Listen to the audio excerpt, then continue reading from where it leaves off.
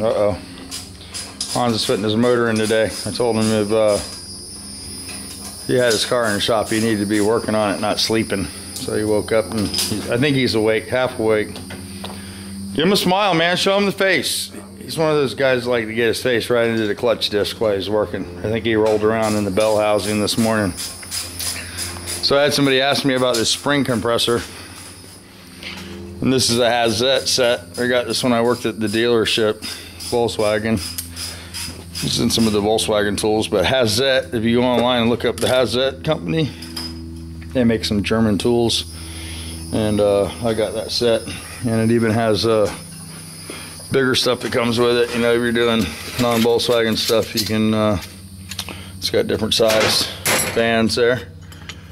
And I think it came with like 4 of them. So there you go, all the way to 4.5 inch bore, I believe, down to like 85 millimeter.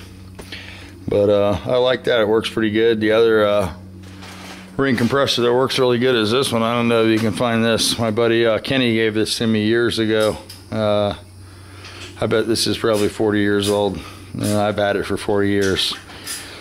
This works pretty good too. It's a band type. It's pretty adjustable, and it does a pretty good job. But you know, if you're doing American car stuff, the best ones now are the tapered type. You know, they take a piece of aluminum and it's tapered, and you can just drive the piston through it. They even make those for Volkswagens now, JC Enterprises. If you go to their website, it's a little sleeve of aluminum that sits on top of the cylinder, and you just pop the piston in. And that works the best. I've been looking to get a couple of those. I just haven't got around to buying one yet. But they make them for stock, 92s, 94s, and I think 101. JC Enterprises has those. Pretty sweet. Yeah, worked on the bus this morning. Found out I had an exhaust leak. Head's not leaking so much. It was the exhaust leak that was really bad. So I have to pick up some donut gaskets there, insulation kits to seal my J-pipes up, and if that doesn't work, I might have to weld some flanges on them and eliminate the donut gasket. But it's running a lot better this morning. I took her for a ride, adjusted the valves, and torqued the heads after that last trip, and everything was still in good shape, nice and tight, and the valves definitely needed an adjustment. And after I did that, I took it for a ride, and it runs really good now. So I'll probably just leave it like that for a while. And Johnny Mark said that he might have a cylinder head that we can make a set of heads out. He said that I have a GO head somewhere here. So I don't know. They used to come over here quite a bit. He knows more of what I have than I have. He was looking through the heads one day. But, oh, there it is right there. GO1. It's got a guide that's hammered in it. This is a brand new head. I remember this guy built this motor, and it made it from Daytona Beach to here. It broke the seat. So yeah, I'd have to put a seat in here and do some work, but he said these are bigger heads. The intake port does look fairly large, so that might be something that we could put some guides in, put some seats in, grab that other head from Johnny, and build a set of heads. Or I could give him this head and he could build a set of heads. I don't know for his motor. We'll have to decide what we're going to do. But one of us is going to give a head up, it sounds like.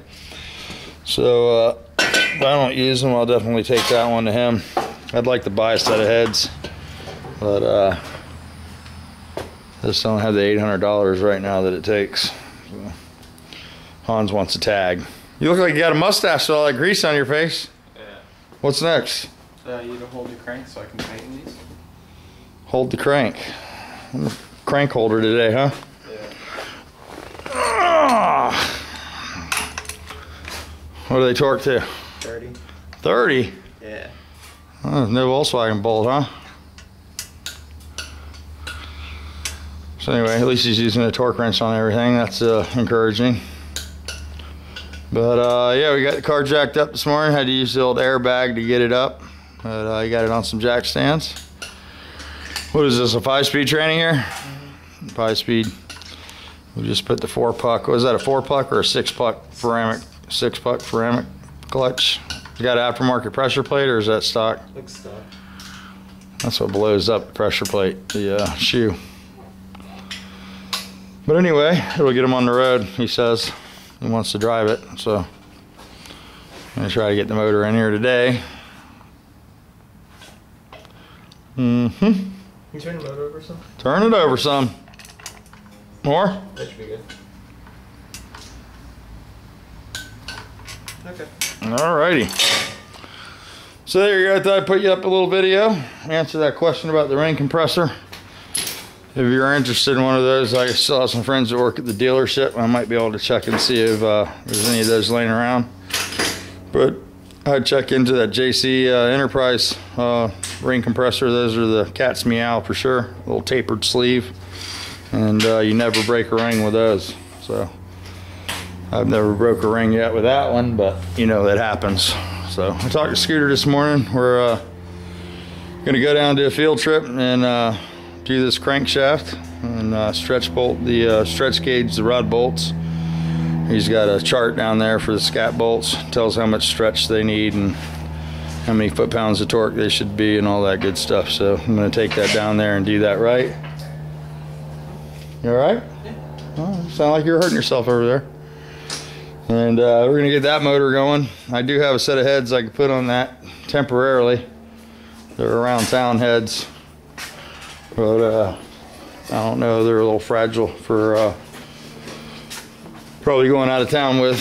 But I put these together. There were some carcasses I had laying around that I ported up, did the combustion chambers and stuff, but they're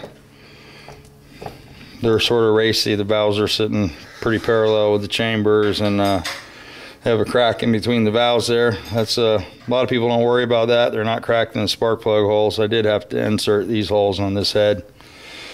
They still have the step in them. And they got quite a bit of port work. They don't really look like it, but they're pretty breathy. And they have a single heavy duty spring. So I was wanting to go a little racier than that, but that would still have good power, you know, being that it's a 2110. It'd be a nice torquey motor. So the other thing I sort of learned about taking compression out of the motor is it makes it less efficient to scavenge the exhaust charge out of the engine. And after talking with some experts, they were telling me that after the exhaust cycle is done, the cylinder can have as much as 40% of the exhaust charge left in the cylinder that it's trying to compress back up. So a better exhaust system might be in hand, you know, a better collector, something to scavenge the exhaust a little better. We might work on something like that. And I was talking to Scooter today, we're maybe going to grind some cams, some different camshafts more tailored to the low compression deal, and see if that helps us. So working with a couple guys online that are giving me some information. They do a lot of dyno work, so I'm gonna take some of their advice and try to get Scooter to help me with it, see if we can build something a little nicer. But anyway, so you need some help, buddy? Let me turn the camera off. Get busy. Should be okay, I guess. All right. Want me to help you line that up? That should be fine. Oh, you're fine? You want any help? I think I'll need help after. Want to set the motor down on the ground? Let it down? Not really, because Well, the motor's not very steady. It's going to be hard to line the splines up. This needs to be sort of parallel with the transmission, not like this and the tranny straight. You can try it. So let's set the motor down.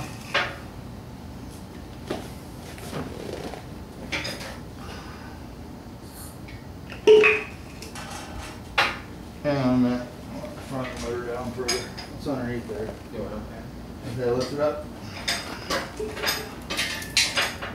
A little more. Set it down. Slow. Okay, not so slow. That's a little better.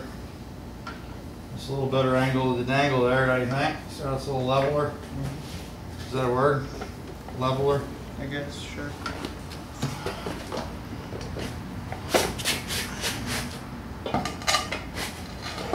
Alright. Looks like the motor's too low now. Too low. Alright, we got another idea. Let's jack the motor up and we'll put the floor jack under the back of the motor. Alright, jack stand. I'll piece of wood. That'll work.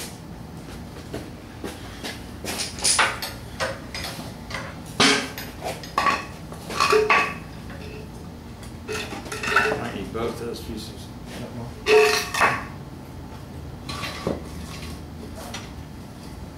Yeah? That's what, yeah. Caroline?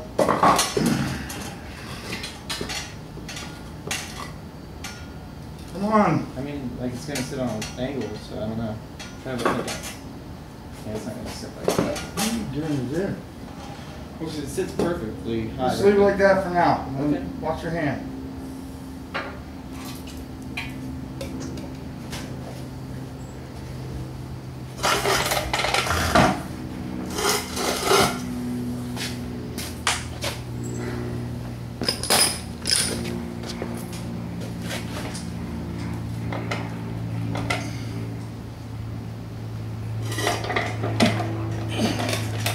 Hang on. Towards you a little bit. It's caught on something. Dowel pin or something. You gotta come back and mix the dowel pin. It's gonna be wrapped up. Straight. Wow! That's how you do's it.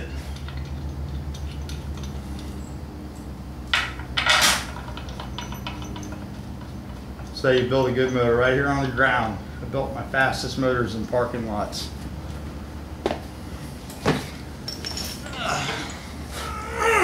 Ain't that a bitch? Alright, I got dirty. There we go. I'm gonna wash my hands. I'll cheat this up for you guys. And I'm gonna make a video later of it in the car.